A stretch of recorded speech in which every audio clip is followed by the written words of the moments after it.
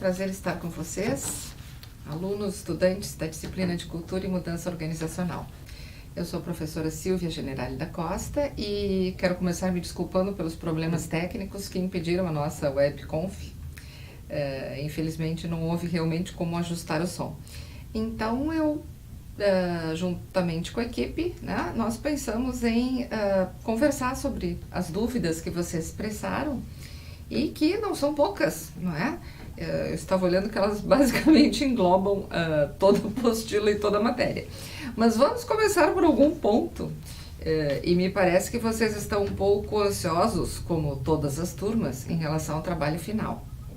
Então eu recebi a seguinte questão: no trabalho final da atual disciplina, posso abordar um caso que ocorreu na minha instituição acerca de um grupo de servidoras reunidas para combater assédio e machismo?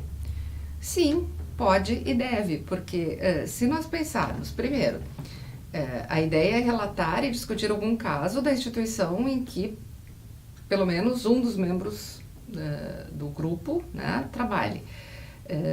Segundo, assédio e machismo são basicamente questões culturais. Então, tem uma relação direta com aquilo que nós estamos estudando. Claro que o assédio e o machismo não é somente a questão da cultura institucional, é a questão da nossa cultura nacional mais ampla. Mas, sem dúvida, é um tema que se presta para estudo, e no momento em que o grupo coloca aqui, né, que há um apoio institucional de alguns docentes, que tem palestras, inserção de mulheres em TI, isso é perfeito, porque aqui vão ser descritas as estratégias que a instituição adota para ultrapassar essas questões de machismo, né?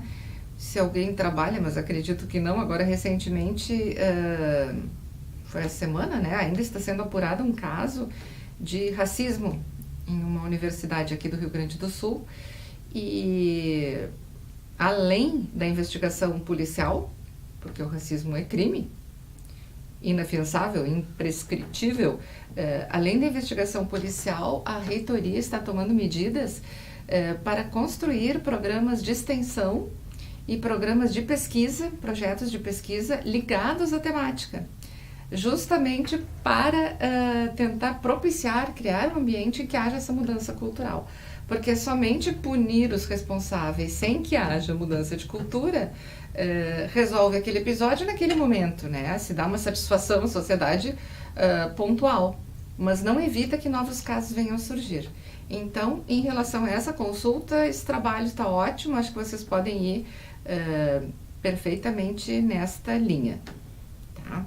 Essa foi a primeira questão que apareceu aqui. Depois apareceu uma questão que é bem interessante, porque sempre surge e é bem polêmica. A questão cultural e de valores define o servidor público, independente de seu cargo, CCC ou concursado. A fama de ruim recai sempre nos CCs, por serem indicações políticas. É interessante porque, pela minha experiência como servidora pública em mais de uma instituição, e como professora trocando ideias com os alunos e como pesquisadora lendo a respeito de gestão pública, sempre os CCs se acham injustiçados, acham que os servidores não fazem nada porque tem estabilidade, o trabalho sobra só para os CCs, e os servidores acham que são injustiçados porque os CCs não fazem nada, porque afinal eles têm as costas quentes e são uma indicação política. Então, quando a gente tem acho que dá para utilizar esse termo, essa polarização, né? Ou os CCs não fazem nada, ou os servidores não fazem nada, eu sempre me sinto desconfortável assim, com essas verdades absolutas. Eu conheci servidores altamente empenhados no seu trabalho, comprometidos, eficientes, eficazes, envolvidos, e outros servidores que não faziam nada. E o mesmo em relação a CCs, né? Claro que nós podemos pensar, o servidor tem estabilidade, mas o CC tem as costas quentes, né? Há uma questão de fundo aí, que claro, é a forma de ingresso, porque é uma questão política envolvida. A princípio, o CC, ele está apoiando aquele que o colocou ali, e o servidor poderia ter mais independência nesse sentido. Agora, com essas questões que estão acontecendo na prefeitura, aqui na Câmara de Porto Alegre, votando o projeto do nosso prefeito Marquesan, uma das coisas que se levantou é que há defendendo, no caso, o projeto, vários CCs, tá? Na plateia, aplaudindo e deixando de aplaudir. Bom, essa não é a função do CC, óbvio, né? A função do CC é trabalhar e não dar apoio político. Então, tem toda essa questão política para se discutir em relação ao papel do CC. Bom, por que não se abre mais concursos? Colocar CCs e não abrir concurso não seria uma precarização do trabalho? Então, essa discussão vai mais longe, sem dúvida, mas eu reforço que eu não gosto de generalizar, que uma categoria só trabalha e outra só não faz nada, independente de qual for a categoria de que nós estivermos falando. E me parece que essa questão dos CCs, ela pode ser um gancho para uma outra pergunta que apareceu aqui, sobre a questão da racionalidade, apareceu também aqui do paternalismo, né?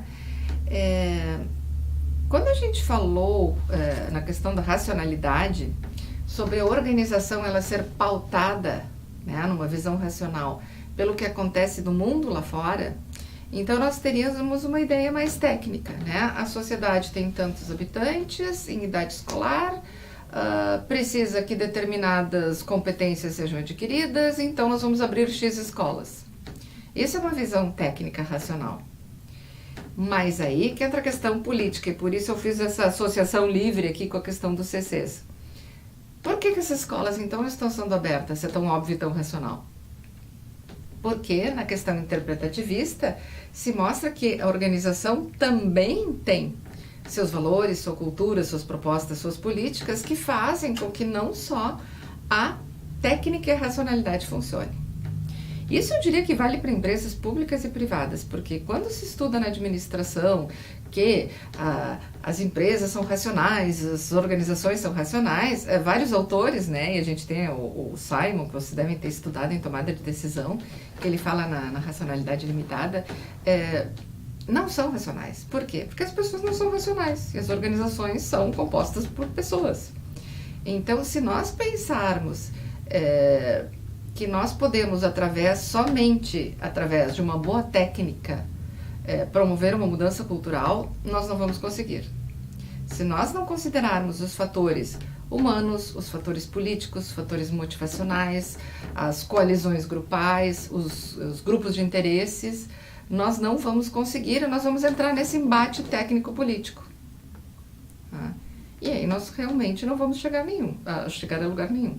Nós vamos precisar pensar nisso.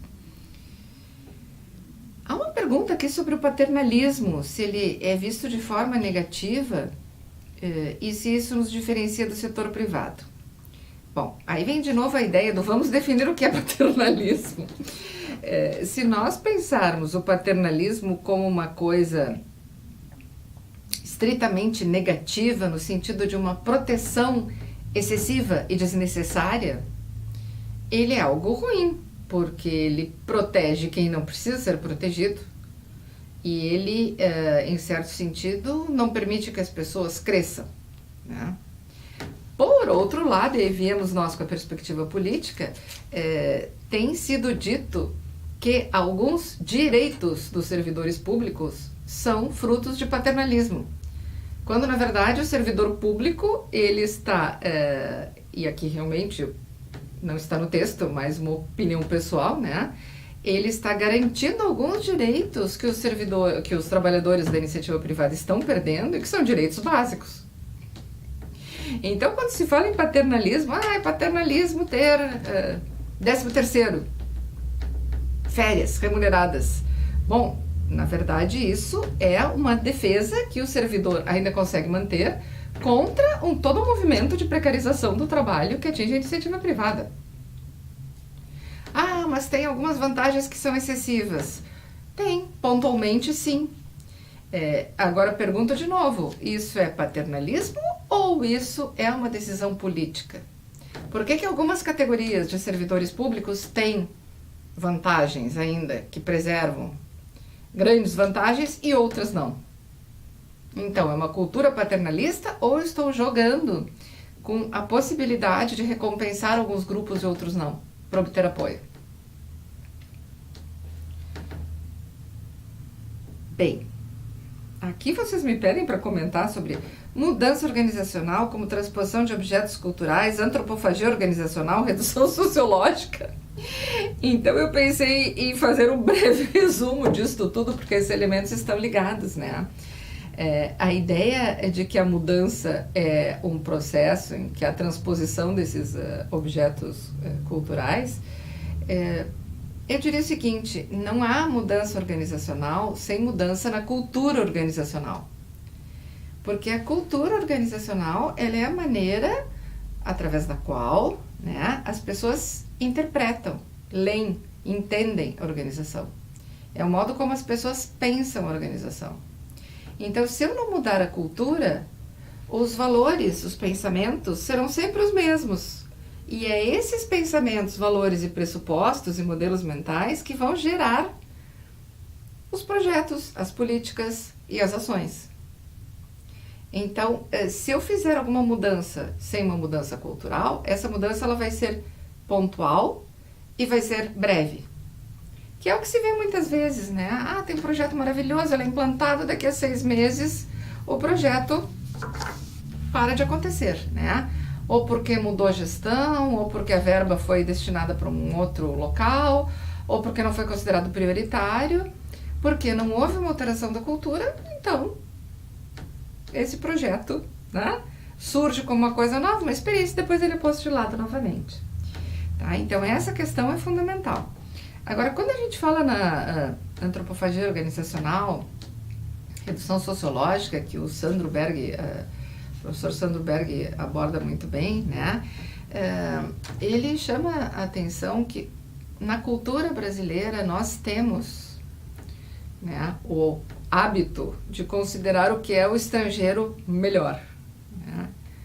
E aí eu me lembrava há muitos anos, provavelmente a maioria de vocês não era nascido nesta época, quando começaram a liberar a importação de vinhos.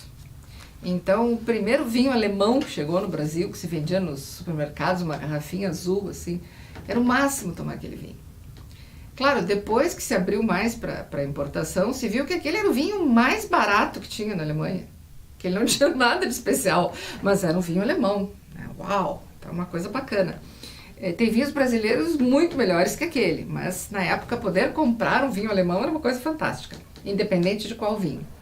Então é um pouco disso que o professor Sandro traz, a ideia de que só porque foi feito no exterior ou desenvolvido no exterior é uma coisa ótima e nós vamos obter bons resultados com isso. Não. Né? Então, o que nós fazemos? Também não quer dizer que porque veio do exterior deve ser rejeitado, não pode ser bom.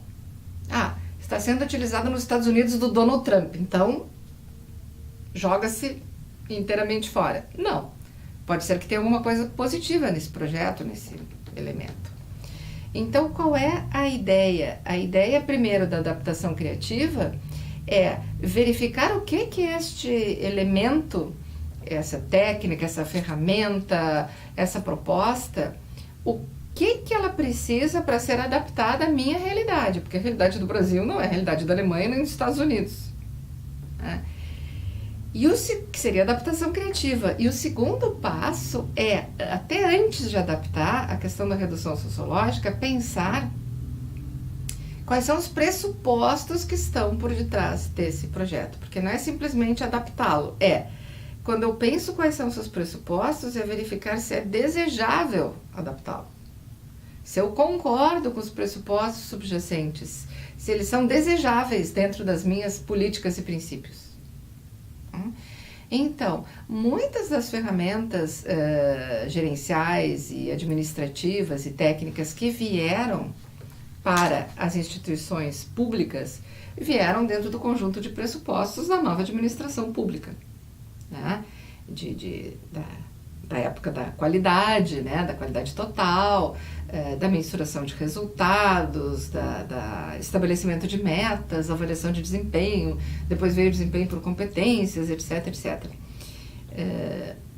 Ok, eu posso dizer o seguinte: a avaliação de desempenho por competências que foi aplicada, sei lá, no governo em Nova York, né, que a gente usava muito, Nova York, as coisas lá funcionam.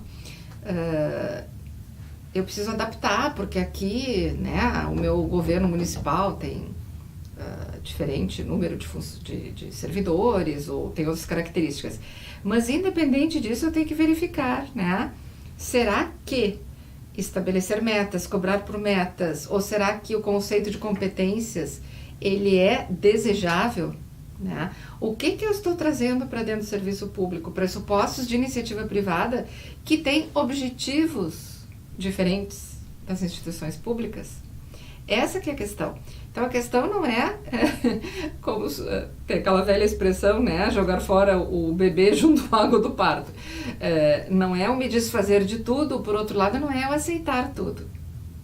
Eu preciso verificar, assim, de uma forma muito reflexiva e com um diálogo muito consistente, inclusive com diversos níveis, né, do poder público, o que essa ferramenta significa? Significa precarização, significa não haver mais contratações, significa privatização, ou significa melhoria, significa eficiência, significa diminuir desperdício, ou eu faço uma adaptação criativa e utilizo aquilo que serve para um propósito ou outro, né? Essa é a grande questão que o professor Sandro traz, né? E que nós temos que pensar.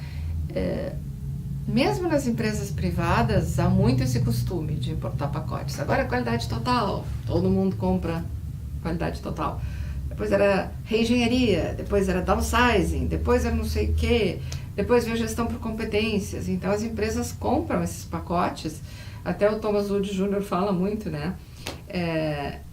Para que elas possam mostrar ao mercado o quanto elas estão atualizadas, independente se é o pacote mais efetivo para a organização. Mas não, olha, nós estamos acompanhando, nós somos modernos, né? Nós estamos, enfim, né, no estado da arte da gestão.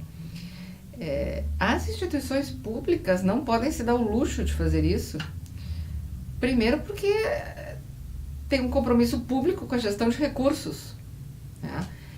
Importar uma tecnologia que não funciona, claro que tem um gasto enorme, mas também tem todo o desgaste dos servidores que passam por processos de terem que alterar suas rotinas de trabalho, alterar a organização de trabalho, participar de uma série de atividades duplas, né, de implantação de um novo sistema, de manutenção do sistema antigo, muitas vezes com pouco recurso, de todo um esforço, uma tentativa de compreensão, de engajamento, e daqui a pouco esse projeto, não deu certo, agora a gente vai para outra.